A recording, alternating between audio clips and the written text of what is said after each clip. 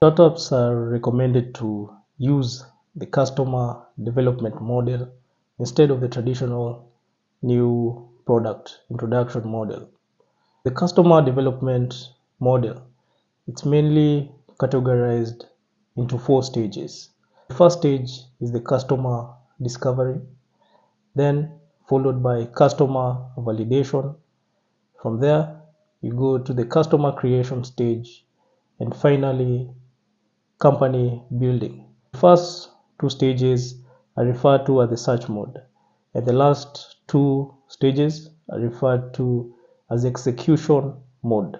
The first stage, the customer discovery, here you turn the vision of the founders into hypotheses. So these are just guesses, and you establish ways in which you can be able to test these guesses and find out whether they are true.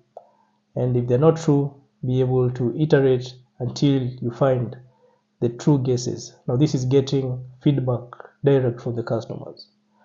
After you get the feedback of now you've turned your hypothesis into facts, you go to the next stage, which is the customer validation. For validation, you need to identify whether yes, you have your facts, but is this now a scalable and repeatable business model? If it's not, you have to go back. Go back to the customer discovery stage and go through your hypothesis again and get new facts and come again down into the customer validation stage. Finally, this is an iterative process. You have to go back and forth until you're able to establish a scalable and repeatable business model.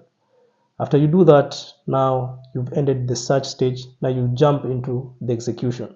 Here we have the customer creation stage. For the customer creation stage, this is basically now building end user demand for the product, which you've already identified through your search stage, and pushing this into the sales funnel. By this I mean that now you should be able now, since you've already proved that this is a scalable and repeatable business model, now you start generating sales based on that model. Now finally, from that, you go into the final stage, which is the company building.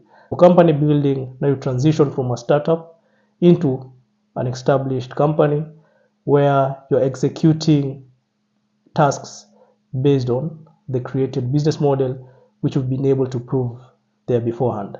The important thing for you to note using this model is that nothing is cast on stone. If feedback from the market changes, you have to go back again and be able to iterate and pivot.